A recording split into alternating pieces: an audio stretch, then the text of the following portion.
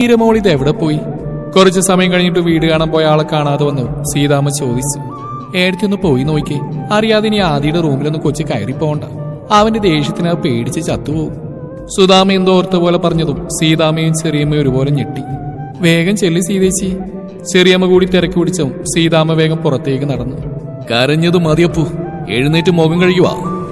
ബെഡിലിരുന്ന് വിതുമ്പിക്കാരിന്നവളെ കയ്യിൽ പിടിച്ച് എഴുന്നേൽപ്പിച്ചുകൊണ്ട് ആദി പറഞ്ഞതും പെണ്ണവനെ ഒന്ന് കൂർപ്പിച്ച് നോക്കി. ആദിയുടെ കണ്ണുകൾ തെല്ലെന്ന് വിടർന്നുപോയി. ഒരുപക്ഷെ മീരയുടെ ദേഷ്യം ആദ്യമായി അവസാനമായിട്ട് അറിയുന്നത് ആദിയാവും. ഇന്നോളം ആരോടും പിണക്കവും പരിഭവവും ദേഷ്യവും കാണിക്കാത്തവൾ അവനോട് മാത്രം ഇങ്ങനെയാണ്.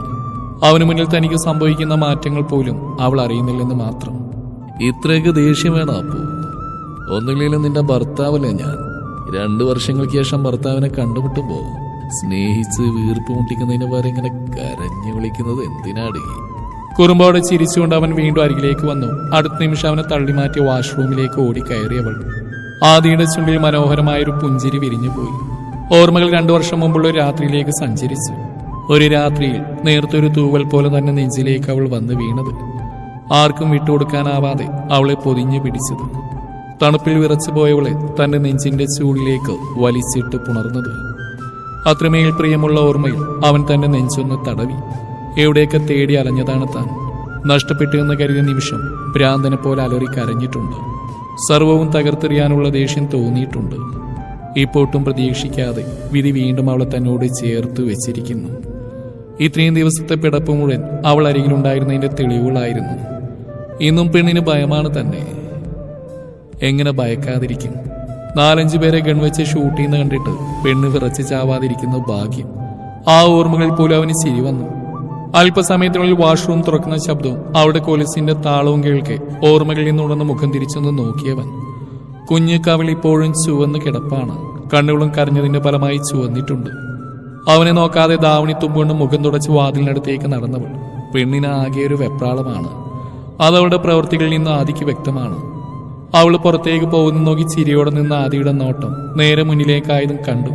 ഇതെല്ലാം നോക്കി കണ്ണുമിഴിച്ച് വാതിലിനടുത്ത് നിൽക്കുന്നവനെ കണ്ടു. പരിചയമില്ലാത്ത ഒരാളെ കണ്ടതും അവൾക്ക് ഭയം തോന്നി.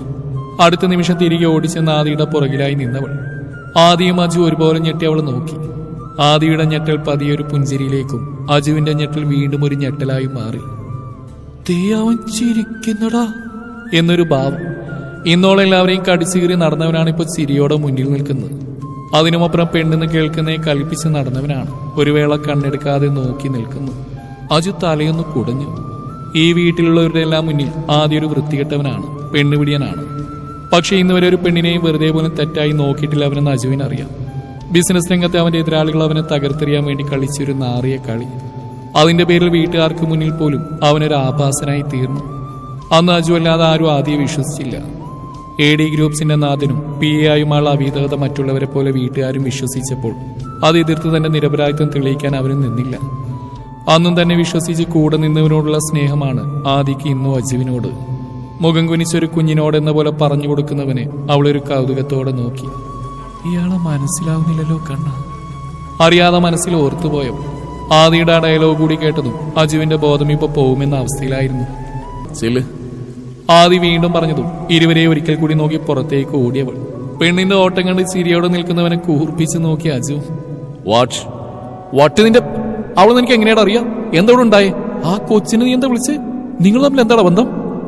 ഒറ്റ ശ്വാസത്തിൽ ഒരുപാട് ചോദ്യങ്ങൾ. ആദിയുടെ ചുണ്ടിലൊരു കള്ളച്ചിരി വിരിഞ്ഞു. അജു വീണ്ടും അവനെ മിഴിച്ചു നോക്കി. നിന്റെ ഫസ്റ്റ് ക്വസ്റ്റ്യൻ, അവളെ എനിക്ക് അറിയൂ എന്നത് അറിയാം. പക്ഷെ അന്ന് രാത്രി ഇവിടേക്ക് എടുത്തുകൊണ്ട് വരുമ്പോ അത് അവളാണെന്ന് എനിക്കറിയില്ലായിരുന്നു. പിന്നെ രണ്ടാമത്തെ ചോദ്യം, ഇവിടെ എന്താ ഉണ്ടായെന്ന്. വെരി സോറി, ഞാനത് പറയില്ല. കാരണം അത് ഞങ്ങളുടെ മാത്രം സ്വകാര്യതയാണ്. എന്തോന്ന്? അജുവിന്റെ കണ്ണ് കൂടുതൽ മിഴിഞ്ഞു. ഇനി മൂന്നാമത്തെ ചോദ്യം, ഞാൻ അവൾ എന്താ വിളിച്ചെന്നല്ലേ? അപ്പു, അവൾ എന്റെ അപ്പുവാ. പറയുമ്പോൾ ആദിയുടെ സ്വരം കൂടുതൽ ആർദ്രമായി. ഇനി ലാസ്റ്റ് ആൻഡ് ഫൈനൽ ക്വസ്റ്റ്യൻ, ഞങ്ങൾ തമ്മിലുള്ള ബന്ധം. That's very simple Arjun. She's my wife. ഞാൻ താലികെട്ടി എന്റെ സ്വന്തമാക്കിയ പെണ്ണ്.